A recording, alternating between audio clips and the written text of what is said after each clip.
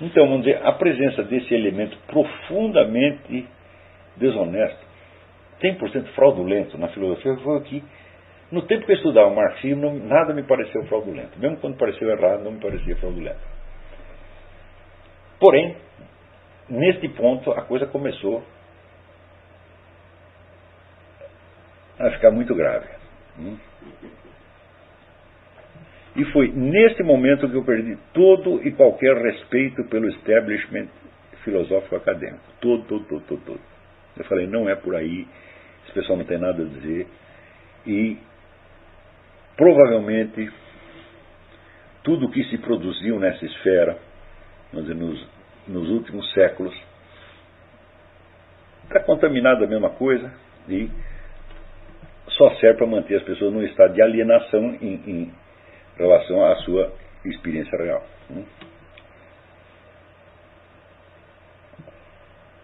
Então, bom, estamos tendo que buscar outra coisa, temos que ver, como diz, aonde nós perdemos o fio da meada, o que foi sendo deixado para trás. Foi aí que me caiu nas mãos um livro precioso, que é Les Conditions de l'Esprit Scientifique, do Jean Fourastier, As Condições do Espírito Científico, onde ele vai observando que o progresso do conhecimento é acompanhado par e passo por um progresso do esquecimento, o progresso da ignorância. Ou seja, em certos momentos existe uma transição, a mutação do cenário cultural inteiro, uma mutação do debate público, de modo que aquilo que se dizia antes não é que foi refutado, não é que foi impugnado, é que perde interesse. E você começa a falar de outras coisas. Ora, deixa eu ver se eu trouxe aqui um outro livro que eu queria mencionar para vocês, se é que eu não o esqueci. Não esqueci.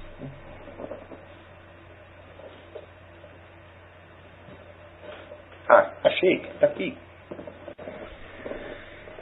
Philippe Rivière e Laurent Danchamp, Linguistique e Culture Nouvelle, Linguística e Nova Cultura, publicado em 1971.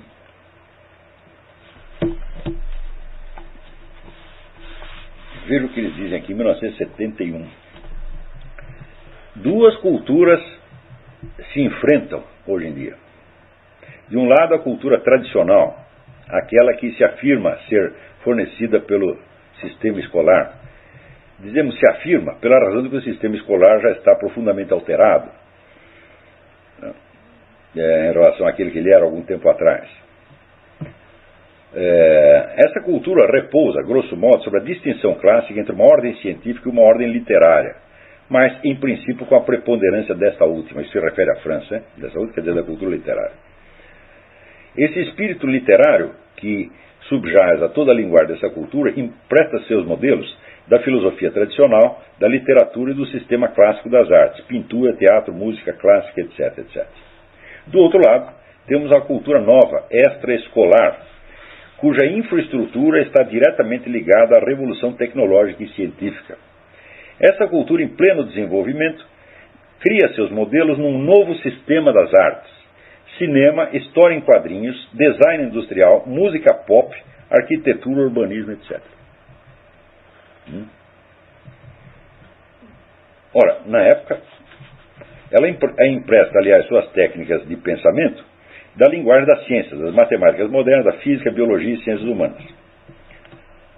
Esse enfrentamento de duas culturas e duas linguagens abre uma verdadeira crise que só a geração moldada desde a infância pelos mass media vive existencialmente em seu nível mais significativo.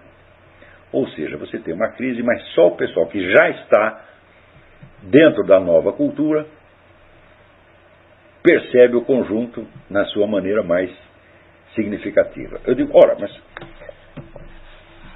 se você entra dentro de um novo campo cultural, você perde de vista o anterior. Não é que você está acrescentando, não, você está trocando.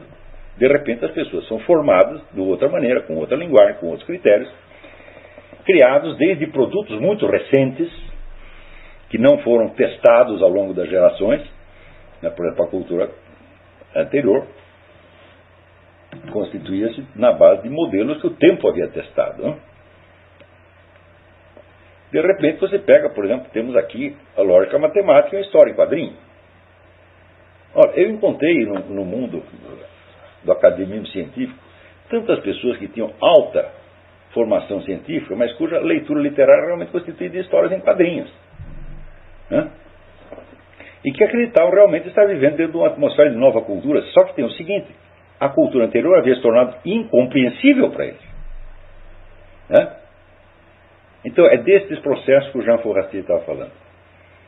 De repente você tem uma substituição e um total esquecimento, de modo que você não é capaz sequer de relacionar o que você está vivenciando, né, com a situação anterior da onde aquilo proveio. Ou seja, a sensação de nova cultura, a sensação de progresso científico, é obtida, de progresso cultural, é obtida à custa do esquecimento sistemático das origens da própria situação na qual você está vivendo. Então, note aqui. Para os jovens que notam uma defasagem completa entre a sobrevivência oficial de uma linguagem, de uma cultura peremptas, e daquilo que tende a desenvolver, tende a se transformar no novo ambiente, trata-se de trabalhar para substituir uma problemática morta, igual, inadequada à nova realidade, por uma problemática cujo critério de validade se torna a sua adequação ao real. Adequação ao real quer dizer adequação à nova situação. Então, por que a problemática anterior está morta? Porque nós estamos vivendo dentro de uma outra. Então, agora só vale aquilo que seja adequado à nova situação que nós mesmos criamos. O que é isso aqui?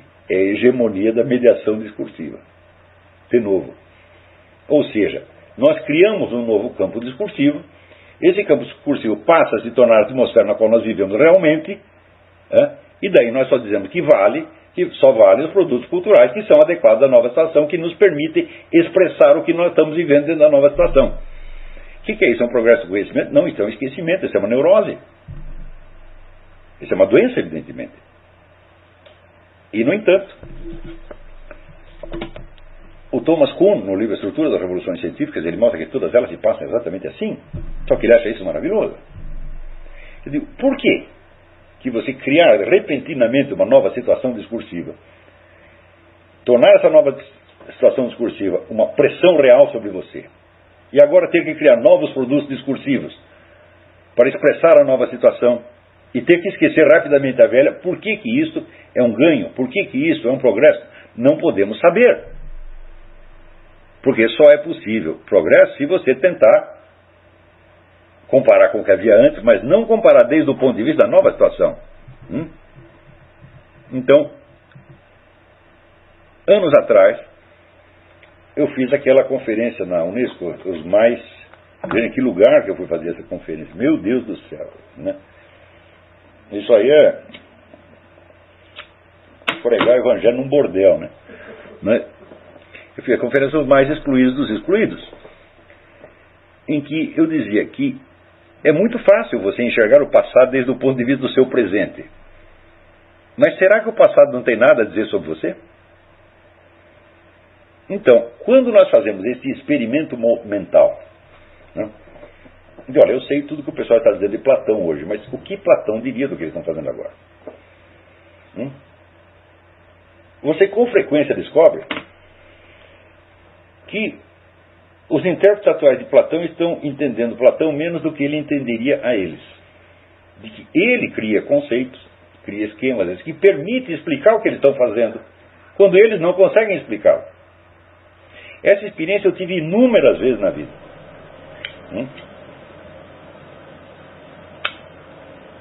Por exemplo, toda essa questão da arbitrariedade do signo, que é o dogma número 1 da linguística moderna, inaugurado por Ferdinand de Saussure. Não há ligação intrínseca entre o signo e o significado, muito menos com o referente. Essa questão já era discutida no Crátilo de Platão. E era discutida de tal modo que você chegava à conclusão seguinte: alguns signos são arbitrários, outros não.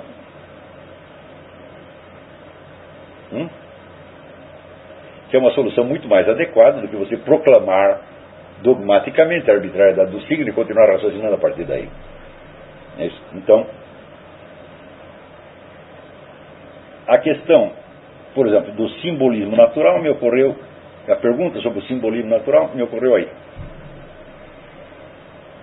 Se todo signo é arbitrário, então todos os símbolos que aparecem nos ritos e nos mitos das várias religiões, das várias culturas, têm que ser arbitrários. Mas será que todos são arbitrários? E eu descobri que tinha um signo que não podia ser arbitrário, um símbolo que não podia ser arbitrário de maneira alguma, né? Que era o símbolo do Sol tomado como significador da inteligência do conhecimento, ou da consciência, de modo geral. Por quê? Quando não havia luz elétrica, e não havia ainda um domínio amplo do fogo, quando tem sol as pessoas veem, e quando não tem as pessoas não veem. Então, isso quer dizer o seguinte, que o sujeito tomar consciência de que ele vê, é, nesse caso, instantâneo com ele tomar consciência da presença da luz solar. Não é que ele toma consciência de uma coisa e toma da outra separada. Não, as duas coisas são a mesma. Então, isso é um exemplo de signo natural, universal. Se existe um signo natural universal, claro que existem outros, né? Então os signos não são arbitrários.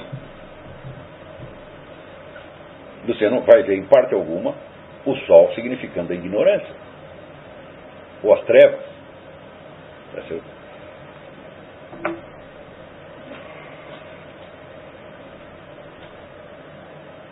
Então, justamente essa questão, vamos dizer, do simbolismo natural, foi o que mais me chamou a atenção nos estudos de astrologia e alquimia. Falei, bom, aquilo é um imenso sistema de símbolos, tá certo? Que está, vamos dizer, mais ou menos uniformemente presente em todas as culturas, então aquilo certamente é uma chave preciosa para o entendimento de todos os simbolismos culturais do mundo. Porque nós estamos todos dentro do mesmo sistema solar, vemos os mesmos planetas, vemos os mesmos ciclos, vivemos dentro da mesma temporalidade astronômica, então. E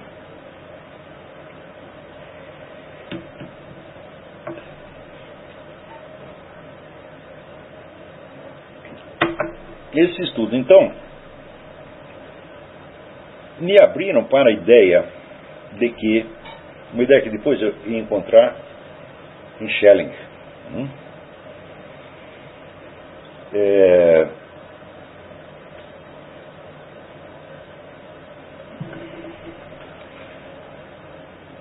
de que, de fato, nós vivemos dentro de um imenso campo discursivo. Mas esse campo discursivo não é o universo da cultura.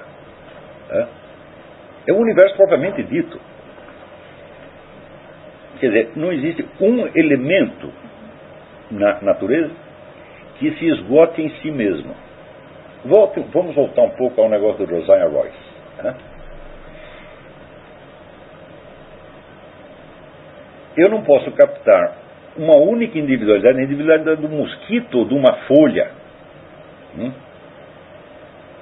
nem pelos meus sentidos e nem pela razão. Então, como é que eu sei que uma folha não é a outra folha? Como é que eu apreendo da folha a sua individualidade? É porque a presença física dela e o conceito que eu tenho dela simbolizam a existência real dela no tempo e no espaço. Existência real que não é acessível a mim, que eu não posso conhecer como a totalidade, mas que eu, de certo modo, conheço, porque conhecer qualquer coisa é conhecê-la assim. Se eu não apreendo a individualidade, nada aprendi. E, no entanto, eu não consigo explicar para mim mesmo como eu apreendo a individualidade.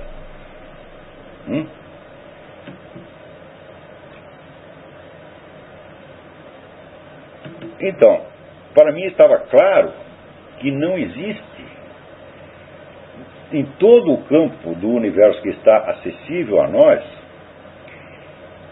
nenhum ente que não seja por si mesmo um símbolo da sua história inteira.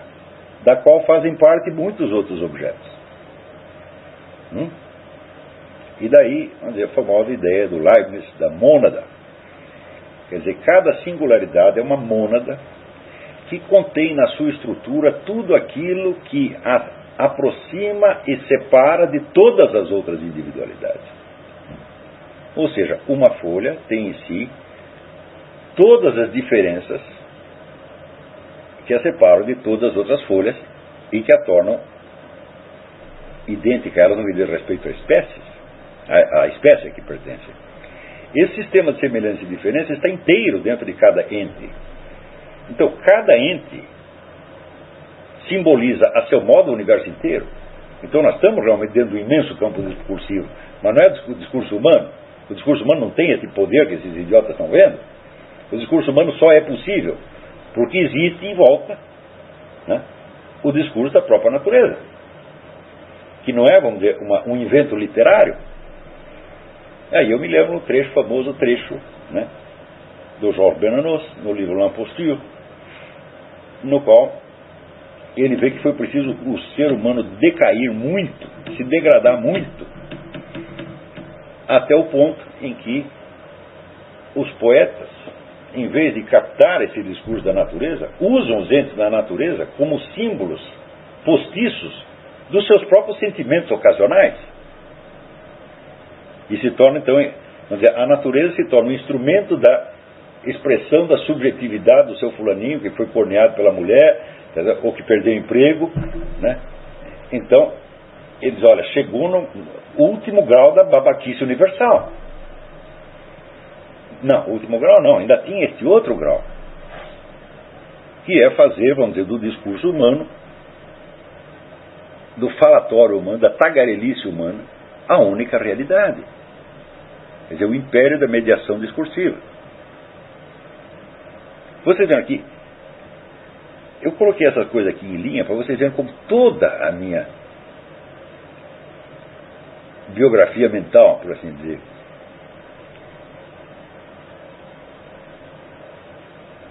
ela me conduziu, vamos dizer, a entender essa coisa e entender a sua total malignidade.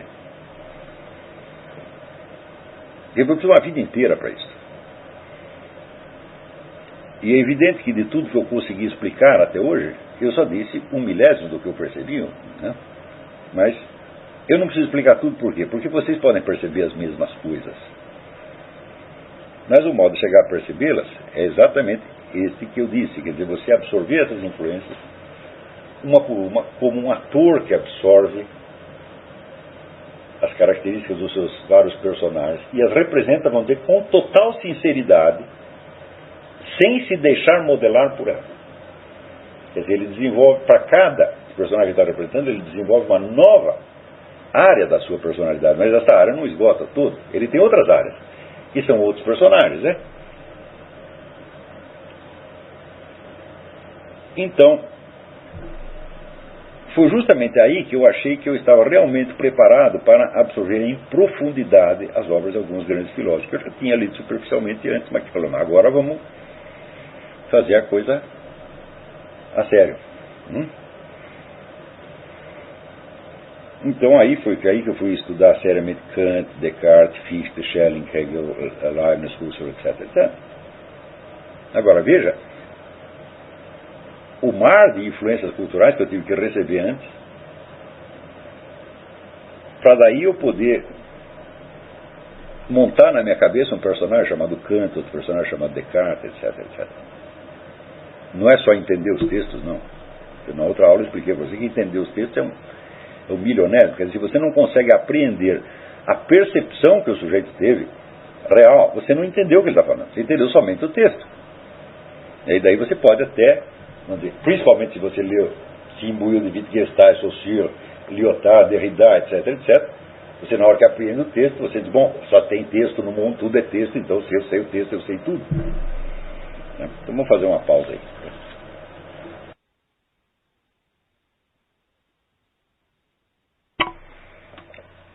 Então, antes de começar aqui as perguntas, tem um item que eu prometi explicar na aula, não expliquei. Você estuda a história da evolução do pensamento marxista, você vê que você vai da afirmação de uma objetividade científica absoluta, ou seja, Marx acredita estar descrevendo a sociedade como ela realmente é, partindo de uma base material, que é a apropriação da natureza e sua transformação em bens pelo ser humano, e após um século e meio de evolução, chegamos ao ponto em que não há mais objetividade.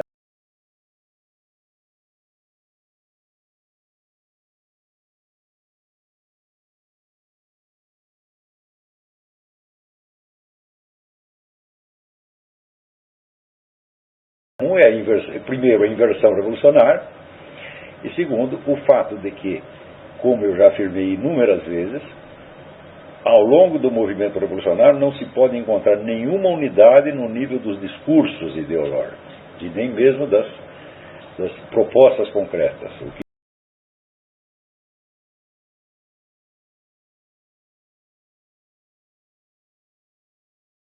fato de que a própria história do Partido Comunista e de outras organizações revolucionárias confirma o que está dizendo aqui o Ernesto Laclau, que é a criação, vamos dizer, retroativa de um interesse que a sustenta. Você imagina, por exemplo, o número de pessoas no mundo cuja sobrevivência, cuja subsistência, cuja função profissional, cuja posição na sociedade, etc., depende da organização revolucionária. É uma multidão inesgotável. Quer dizer, se caísse o movimento revolucionário, todas elas iam perder emprego, iam perder sua posição social, quer dizer, não podem mais viver sem isso. Quer dizer, e por isso mesmo, a necessidade de autojustificação leva os indivíduos a esse extremo, como você vê no Ernesto Laclau, e às vezes pior ainda, esses dias eu estive lendo aí um livro que é uma longa entrevista com Antônio Negri, que é provavelmente o maior cérebro do movimento revolucionário atualmente, né? E ele está aqui, Goodbye, Mr. Socialist. Você vê agora nem o Fidel Castro é socialista mais, né?